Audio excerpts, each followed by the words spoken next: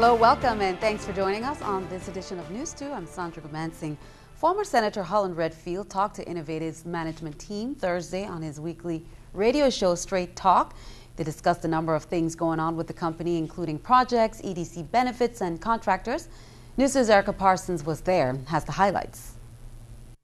With Hovensa gone, Innovative is now the territory's largest private employer, boasting almost 500 employees. On Holland Redfield's Straight Talk radio show Thursday, the management team talked about the challenges operating in a territory where businesses are leaving and families are struggling. Still, they say they're committed to bringing better service to the VI, and top of the capital projects list is a 5-year modernization project cut down to 2 years. And lately, the company has come under fire for the use of outside contractors. We use contracting companies to help supplement our union workforce, and they work very well with us. They've worked with us for years. They come in, these are the same companies that come in after a hurricane, and the majority of them, through our contracts, through the Department of Labor relationships that we've developed, make sure that they're giving local preference to hiring. While there are some skill sets that need to be brought into the from outside because those skills don't exist, we're simultaneously, as Innovative, investing in the training to help the next generation get trained in those techniques so we don't have to go off island. And that training extends to the entire company. We've probably provided more than 10,000 hours of training over the last 18 months to all of our employees. It's significant to the employees so that they feel comfortable and confident in the jobs that they do every day. Innovative's EDC benefits were recently renewed, and company officials say they're even more committed to the community. We're investing $200,000 a year that we hadn't historically in maintaining the C-Tech program. Erica Parsons, News 2. Innovative is the parent company of CBS TV2. Wallaby Hospital's board met Thursday to talk about reorganizing the staff. A Daily News report said the board met in executive session to discuss the new organizational chart for the hospital. Members were supposed to vote on it after executive session, but one board member who attended via phone said she had not seen the chart and could not vote on it either way. Board Chair Key Walker tabled the vote until the next meeting in 2 weeks. The board also approved a contract to have hospital therapist Vinay Williams serve as the hospital's vice president of ancillary service. Congresswoman Donna Christensen spoke out this week against the federal budget sequester that went into effect March 1st. She joined her colleagues from the Congressional Black Caucus on the House floor Tuesday. Christensen said the VI will lose $13 million, although we don't participate in all the federal programs other states do. Those cuts affect education, Head Start, WIC, and services to people with HIV/AIDS, to name a few. Other federal agencies in the VI will have to make serious cuts if the issue is not resolved. The delegate herself had to furlough staffers for 2 days a month, but she said her office will remain open 5 days a week. Federal agencies in the territory are already beginning to feel the effects of the recent sequester. The National Park Service announced Thursday that beginning March 8th, they'll be reducing the number of days that the Visitor Center for Salt River Bay National Park is open. The facility will only be open Thursdays from 9:30 a.m. to 4 p.m. going forward. The parking lot for the Christiansted National Historic Site will be closed every day at 3:30 p.m. beginning Sunday, March 10th. Officials say the changes are the result of the 5% budget cuts across the board. And the Virgin Islands Bar Association president is speaking out about the recent funding cuts to the judicial system to make up the VI's projected budget shortfall. Officials say the court's budget only makes up about 3% of the territory's annual budget, and it shouldn't be sacrificed to help make up the legislative or executive branch deficits. The people of the Virgin Islands are entitled all to have speedy trial if they're accused of a crime. If they have a controversy that's civil in nature, they're entitled to have that controversy resolved. And if the courts are not adequately funded, those things cannot happen. There's a great legal maxim that says justice delayed is justice denied. If we do not fund the courts, we won't have courts. There will be no freedom, there will be no justice, and that's not acceptable for a United States territory. It's not acceptable for the people of the Virgin Islands. Now, Sunday is National Women and Girls HIV/AIDS Awareness Day, an important day to get tested and know your status on the preventable disease. Free testing will take place at Hope Inc. on both St. Thomas and St. John. But With the latest sequester budget cuts, will future testing be scaled back? News2's Erica Bivens reports. This Sunday, March 10th, is National Women and Girls HIV/AIDS Awareness Day. It's a day when people are educated on the facts and given the opportunity to get tested so they can know their status. So this day is extremely important to not just the Virgin Islands, but nationally and internationally as well, as we look at ways of reducing transmission. And according to Ivy Moses, founder of Hope Inc., women are at a greater risk of contracting HIV/AIDS. Women have been heavily hit by HIV/AIDS for very unique reasons. Biologically, we're at more risk for contracting HIV than our male counterparts. Financially, culturally. On Sunday, Hope Inc. will do free HIV screenings from 10 a.m. to 3 p.m. on both St. Thomas and St. John. But despite outreach efforts, the numbers aren't going down. So in 2008, 2009, 10, 11, 12, we've seen an increase in the number of women that have been diagnosed with HIV/AIDS in the territory. However, because Hope Inc. is 100% federally funded, some of their services will be impacted with the sequester budget cuts. We're in meetings trying to figure out how to move around the funding that we have in order to still provide services until the sequester ends. But testing is on the top of the list of things to be scaled back. Last year, we were able to test 2,581 individuals, which is a huge part of ensuring that we reduce the epidemic here in the Virgin Islands. For now, they're doing their best to balance services with any possible funding cuts. For News 2, I'm Erica Bivens. Again, the HIV/AIDS testing will be conducted Sunday from 10 a.m. to 3 p.m. at Hope Inc. offices on both St. Thomas and St. John. Well, the VI Department of Labor released their latest unemployment numbers. While the nation's unemployment fell just to 7.7%, the territory's total unemployment rate is just under 9%. The VI's actual jobless rate rose slightly to 13.4%. St. Croix's unemployment rate is 17.4%, and in the St. Thomas St. John district, the rate is 9.7%. That rate is based on the number of people looking for jobs. Well, after 5 days of private meetings, Cardinals made a big announcement today at the Vatican. The election of a new pope could be just days away. Randall Pinkston has the latest from Vatican City. The 115 voting Cardinals could elect a new pope as early as Tuesday. I have every confidence that by the end of next week, we might see some white smoke. Bells will ring and white smoke will flow from a chimney atop the Sistine Chapel when one cardinal receives at least 77 votes.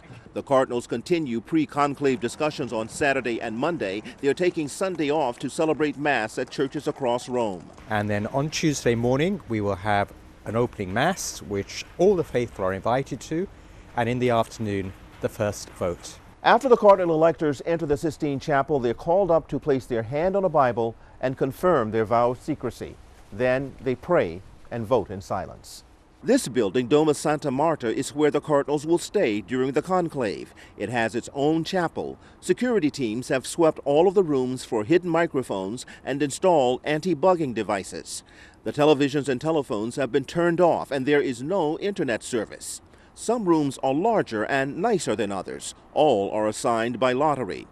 CBS News Vatican consultant Monsignor Anthony Figueiredo says during the conclave, secret discussions continue inside the Santa Marta dining room. They will be mixing together there, and obviously the discussions are going to continue around the table. One of the questions facing the Cardinals is what kind of leader should guide the church as it tries to rebuild public trust after child sex abuse controversies. Randall Pinkston, CBS News, Vatican City. And keeping our eye on the economy, after a record-breaking week on Wall Street, U.S. stocks edged higher on good news from the Labor Department. The U.S. unemployment rate fell to 7.7%, the lowest level in 4 years. Employers added nearly 250,000 jobs in February. Oil giant British Petroleum says it's paying out much more than anticipated to people and businesses affected by the 2010 oil spill in the Gulf of Mexico. The London-based oil company estimated last year it would spend roughly $7.8 billion to resolve tens of thousands of claims. This is the New York Stock Exchange with Scotiabank Stock Market Watch. The Dow, Nasdaq, S&P all up. The Dow 67, Nasdaq 12, S&P 6. Coming up on News 2, remember, time change is coming up this Sunday. Meanwhile, it's all about precious time. 100-year-old Mrs. Abraham reflects on the past with many family and friends. Plus, there has not been a reported outbreak since 2005, but even after all the scheduled fogging, the CDC has confirmed that the territory experienced a dengue outbreak. We'll be right back.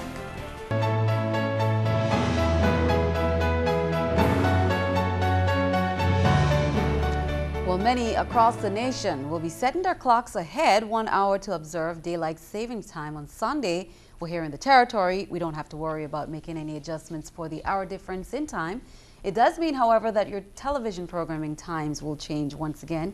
News 2 will still be seen weeknights at 7 p.m., but it will now re-air at 11 p.m. the same night, and then 5:30 a.m. and 1 p.m. the following day. CBS Evening News will remain at its usual time of 7:30 p.m. Well, we want to wish Clementina Abraham a very happy 100th birthday today. Clementina was born in Dominica and now resides in St. Thomas. She celebrated today with her family and is still very active and alert. She says eating good food like callaloo is her secret to a long life. Her birthday wish? I pray for God to give me long life and strength and courage for me to live a little while. Time if my children, past time if my children. Happy birthday, Clementina, from all of us here at CBS TV2. Well, speculations of a dengue fever outbreak in the territory has now been confirmed as Department of Health officials announced on Thursday that reports from a study held in December 2012 by the U.S. Centers for Disease Control and Prevention branch in Puerto Rico confirms the outbreak. News 2's Janisha John brings us this story. Following a number of suspected cases and concerns from residents and local physicians, Department of Health officials have officially confirmed that the territory experienced a dengue outbreak. It is an outbreak, and they call it an outbreak because you have a certain number of cases. In November of last year, we had a peak of dengue, an increase in the number of dengue cases observed in the territory. We felt like we needed to get some help from the dengue branch of Puerto Rico to come and investigate and help us investigate that particular situation.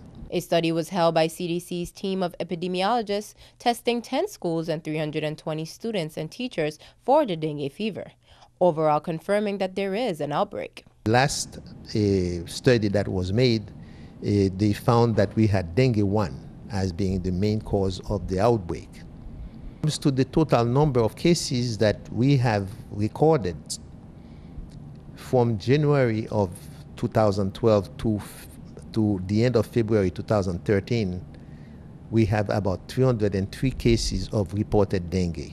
And while the numbers do not consider individuals who had mild and unreported cases of dengue, the outbreak is one that officials say is serious, encouraging residents to take a number of steps, from eliminating stagnant water in and around the home to wearing mosquito repellent, all as a way to control the outbreak. It is what they do themselves inside their house and around their house that is going to control the dengue outbreak. Janisha John, News 2. Now, for more information on the dengue fever, visit the Department of Health's website at www.healthvi.org. The Virgin Islands Water and Power Authority is inviting students to apply for two $60,000 engineering and two $20,000 technology scholarships by Friday, March 22nd, giving the selected students a guaranteed job with WAPA upon graduation. I've sent out our applications to all of the schools. They've been delivered to the counselors and are available at the schools. We also have it available on the WAPA website, www.viwapa.vi. With me, 4 persons who have received the scholarship, completed successfully, and come back to work for WAPA. I have Ms. Elva Polimas, who's a mechanical engineer. We have Ms. Carol Pascal, a civil engineer. Behind her, we have Mr. Stephen Samuel, who is a civil engineer also, and we have to the far right, Mr. Robert Ventura, who's an instrument tech. I have to say that we've been doing a great job of getting young people cultivated to come back and contribute to their community. Are you ready to spend an afternoon on the green? The annual event is coming up this weekend. It's a chance to sample A little bit of everything. The family-friendly annual event will be held on the UVI's golf course over in St. Thomas. Now, in addition to all the great food and entertainment, there are some new things on the lineup we can look forward to. In addition to a regular food tent, we have a restaurant tent, and we are featuring 4 of our restaurants on St. Thomas. Kids area is going to be a lot of fun this year. We have bouncers. We have UPS is donating Frisbees to all the children, so all the kids who come out will get Frisbees. We will have face painting. We have someone coming out to do nails. It's free to come on out, and if you bring a blanket, a chair, to come just enjoy the music and just enjoy the activity in general. It's going to be very festive. And that was Liza Margolis from UVI. Stick around, your News 2 AccuWeather forecast is coming up next.